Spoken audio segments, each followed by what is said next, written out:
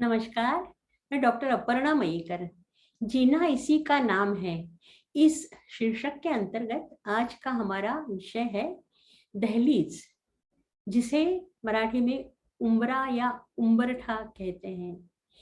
क्योंकि जिस वृक्ष से ये बनता है उस वृक्ष का नाम उम्बर होता है, और इसकी जो लकड़ी होती है जिससे दहलीज बनती है, तो वो लकड़ी बहुत पानी एब्जॉर्ब कर सकती है। और ये उम्बर वृक्ष के नीचे अगर आप बैठेंगे तो आपको बहुत शीतल छाया देता है। आपका बदन अगर जल रहा हो वो ठंडा हो जाता है। तो ये दहलीज कैसे होती है? दरवाजे की जो चौखट होती है उस पे नीचे होती है ना। कई घरों में ये ग्रेनाइट की भी होती है या संगमरमर की भी होती है, पर पहले जमाने में ज्यादा ये लकड़ी की ही हुआ करती थी।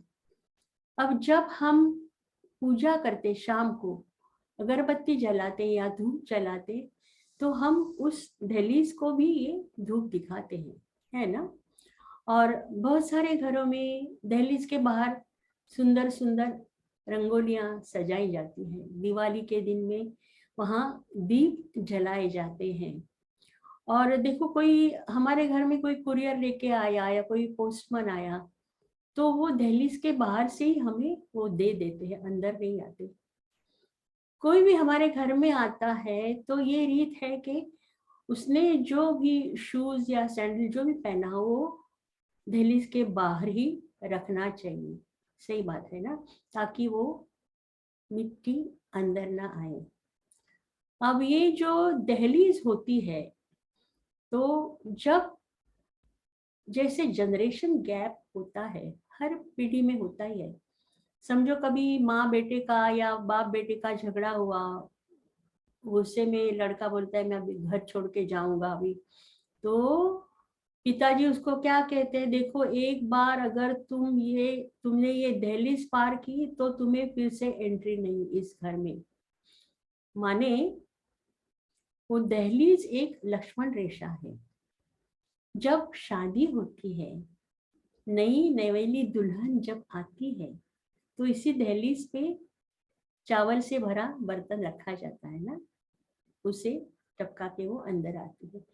समझो किसी की जचकी हुई एक नया बच्चा पैदा हुआ, जब वो माँ अपने घर में आती है, तो घर में आने से पहले दहलीज पे ही उसकी और बच्चे की पानी और कोपरे से नजर उतारी जाती है ना। तो ये समझा जाता है कि बाहर का जो जग है, उस जग में बहुत सारे धोखे हैं, बहुत सारे, वो मोहमयी माया है, आकर्षण है। तो ये दहलीज हमें ऐसे धोखों से, मतलब ऐसे बुरे चीजों से अंदर अपना संरक्षण देती है। और कैसा होता है ना कि दहलीज, जैसे आप सोचो कि कई कई घरों में ना ये दहलीज के ऊपर नींबू और मिर्ची वो टांग देते हैं ताकि किसी की बुरी नजर ना लगे। ये भी मैंने देखा है ना।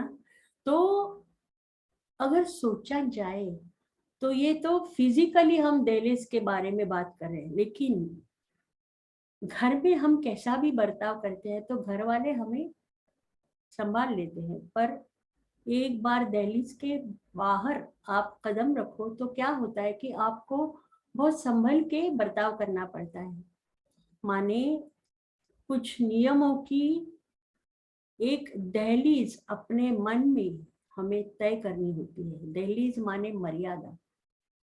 तो बाहर किससे कैसी बात करनी है, कैसा बर्ताव करना है, इसलिए कि आगे जाके पछतावा ना हो।